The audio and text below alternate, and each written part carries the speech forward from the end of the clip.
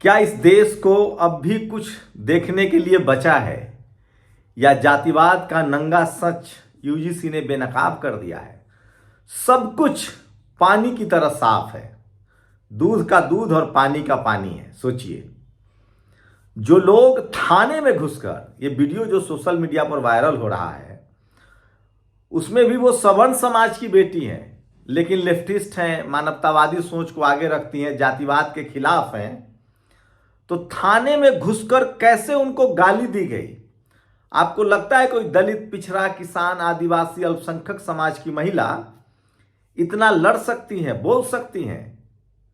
और सोचिए, ये तो ब्राह्मण समाज की बेटी हैं जिन्होंने रुचि तिवारी से दलित समाज के पत्रकार नवीन नंदन को बचाया। ये जो पूरा घटना क्या हुआ है, सोचिए। और सोचिए, बहुजन समाज को सीखना चाहिए। सारे सवर्ण पत्रकार, सारे, खासकर ब्राह्मण समाज के सारे पत्रकार, सारे लेखक, सारे गायक, सारे अधिकारी, सब के सब रुचि तिवारी के साथ हो गए। वो रुचि तिवारी जो सरेआम दलित समाज के युवाओं को माइक पर कह रहे हैं कि पानी पिलाऊं, पानी मिला कि नहीं, पानी पियोगे, पानी पिलाऊं, पानी मिला कि नहीं। सोचिए, बाबा साहेब ने आंदोलन किया था पानी के लिए। तालाब में बैल, भैंस, कुत्ते पानी पी सकते थे, बहुजन समाज नहीं। लेकिन मैं बताऊंगा कि इन लोगों को अभी भी पुराना जातिवाद पता है। यूजीसी नए जातिवाद के खिलाफ है जो कॉलेज, यूनिवर्सिटी, मीडिया, जुडिशियरी में हो रहा है। सोचिए, नवीन नंदन को हाथ से मोबाइल छीनने की कोशिश की गई। उनका इंटरव्यू किया, उन्होंने कहा कि मेरे लिए गाड़ी तैयार थी, मुझे किडनैप कर लिया जाता। थाने में सोचिए, जो आयशा की, जो दिल्ली यूनिवर्सिटी में लेफ्ट विंग की ये स्टूडेंट लीडर हैं, ये खुद ब्राह्मण समाज से हैं। इनको किस तरह से गालियां दी गई है वो आपने सुना, हम दोबारा नहीं सुना सकते हैं। कहां है इस देश का प्रबुद्ध वर्ग? कहां है इस देश का पढ़ा लिखा तबका? ये सच्चाई है। और ये यूजीसी गाइडलाइंस के खिलाफ ये लोग जो सड़कों पर आए हैं, अब आपको मैं यूजीसी की गाइडलाइंस की सच्चाई बताऊं क्यों जरूरी है। इस देश में जाति जनगणना क्यों जरूरी है, भागीदारी का सवाल क्यों जरूरी है। यह भारत सरकार का आंकड़ा है और इस पर यह मेरिट की बात कहकर आपको चुप करा देंगे। सोचिए, और यह सिर्फ एक जगह की बात नहीं है, यह उस जगह की बात है जहां रिजर्वेशन लागू है, लोकलाज है। उसके बाद क्या होता है? भारतीय ब्यूरोक्रेसी में ओबीसी, एससी, एसटी की स्थिति। इस देश में आईएएस के 6,877 पद हैं। ये ग्राफिक्स देखिए, आईएएस के 6,877 पद हैं, उसमें 5,576 पद पर भर्ती है और खाली है। आईपीएस के जो इस 6,877 पद हैं, जिसमें 5,576 पद भरे गए हैं, उसमें ओबीसी 5,576 में ओबीसी मात्र 245, शेड्यूल कास्ट 135, ओबीसी 4%, होना चाहिए था कम से कम 27%। ओएससी 135, 2%, होना चाहिए था कम से कम 14%। एसटी 67, 1%।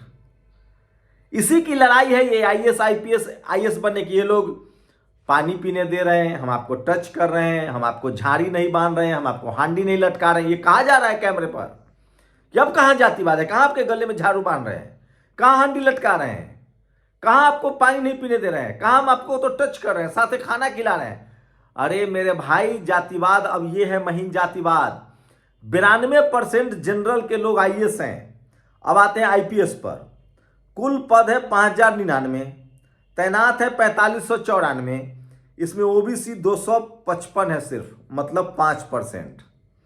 एससी 141, 3%। एसटी 71, 1.4%। अब आपको बताते हैं आईएफएस। आईएफएस का टोटल पद है 3193, 2164 में तैनाती है। ओबीसी 231 है, एससी 95 है और एसटी 48 है। OBC 10%, SC 4%। अब बताइए, रिजर्वेशन लागू है? मैं चीख चीख कर कह रहा हूं कि इस देश में जातिवाद, मनीवाद अब महीन हो गया है, शहरों में हो गया है। अब जातिवाद और मनुवाद कॉलेज, यूनिवर्सिटी, मीडिया, जुडिशियरी में बसता है। वहां से कल हमको भी चुप करा दिया जाएगा, जेल में डाल दिया जाएगा।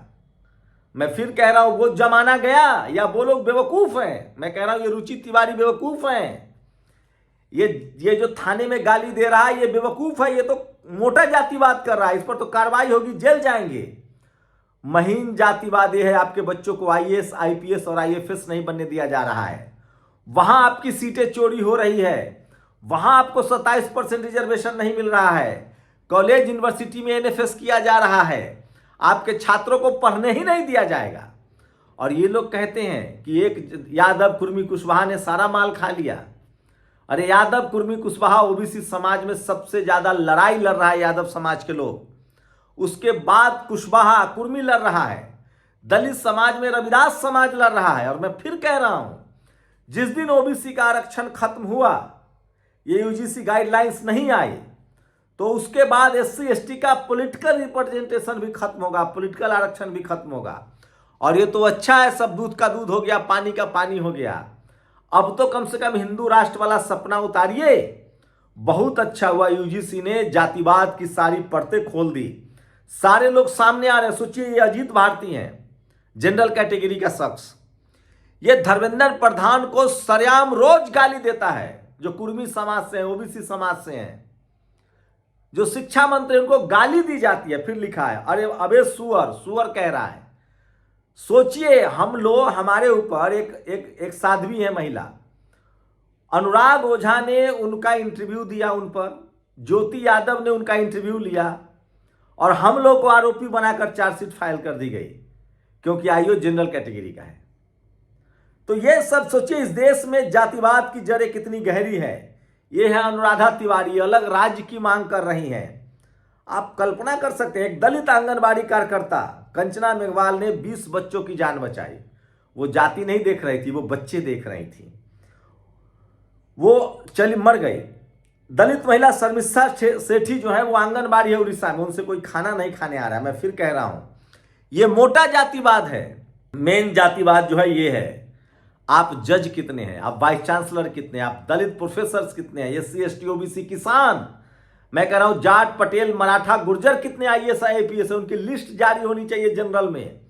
ये जो जनरल में 92% आईएएस है, 90% आईपीएस है और 82% आईएफएस है, इसमें भी पता कीजिए कि जनरल में जाट गुर्जर पटेल और मराठा कितना है।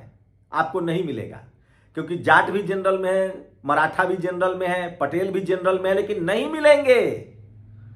जनरल का सबसे ज्यादा हिस्सा ब्राह्मण समाज के खाते में है। तो वहां भी कहिए कि बाकी जनरल में मेरिट नहीं है। उसके बाद वैश्य समाज के पास है, तब ठाकुर समाज के पास सबसे कम है, और जाट पटेल मराठा तो कहीं है ही नहीं। इसीलिए रुचि तिवारी जैसे लोग, अनुराधा तिवारी जैसे लोग यूजीसी का खिलाफ कर रहे हैं। कोई जाट पटेल और मराठा नहीं आया इसके खिलाफ, सिर्फ ब्राह्मण समाज के लोग विरोध कर रहे हैं। और वो सब टीवी पर साफ साफ दिख रहा है। ये बहुजन समाज को सचेत करने के लिए काफी है। और सिर्फ ये मोटा जातिवाद मत देखिए, मैं फिर कह रहा हूं, ये जो लोग भी जो कैमरे पर पकड़े जा रहे हैं, ये तो मोटा जातिवाद है सर। इसके चक्कर में मत पड़िए। ये यूजीसी महीन जातिवाद के खिलाफ है। आपको लड़ाई लड़नी पड़ेगी। कोलोजियम में कितने लोग हैं, और मैं दावे के साथ कह रहा हूं, ये लड़ाई एससी एसटी के सांसद लड़ सकते हैं जिनको रिजर्वेशन है, क्योंकि वो सरकार केंद्र की भी गिरा सकते हैं और राज्यों की भी। लेकिन सुन लीजिए सर, अगर आप एससी एसटी के, आज लग रहा है कि यूजीसी के पक्ष में आप नहीं बोल रहे हैं।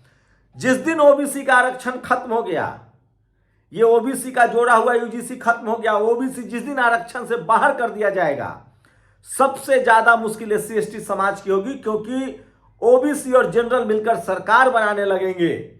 और उसके बाद वो एससी एसटी का पहले रिजर्वेशन खत्म करेंगे, जो पॉलिटिकल रिप्रेजेंटेशन है। और उसके बाद जैसे ही आपका पॉलिटिकल रिप्रेजेंटेशन खत्म हो जाएगा एससी एसटी का, क्योंकि उसकी हर 10 साल पर समीक्षा होती है, तो आपके हाथ से सरकार गिराने की ताकत चली जाएगी। और जब ताकत चली जाएगी तो आपका भी आरक्षण खत्म कर दिया जाएगा। जनरल कैटेगरी के लोग चाहते हैं कि ओबीसी आरक्षण खत्म हो जाए, यूजीसी गाइडलाइन से ओबीसी को निकाल दिया जाए, ओबीसी की जाति जनगणना ना हो। उनको एससी एसटी से दिक्कत नहीं है। एससी एसटी का जनगणना भी होता है, एससी एसटी का पॉलिटिकल रिप्रेजेंटेशन भी है, आरक्षण है, एससी एसटी को आरक्षण भी। वो चाहते हैं कि हम सीधे एससी एसटी का आरक्षण नहीं खत्म कर सकते जब तक ओबीसी उनके साथ है।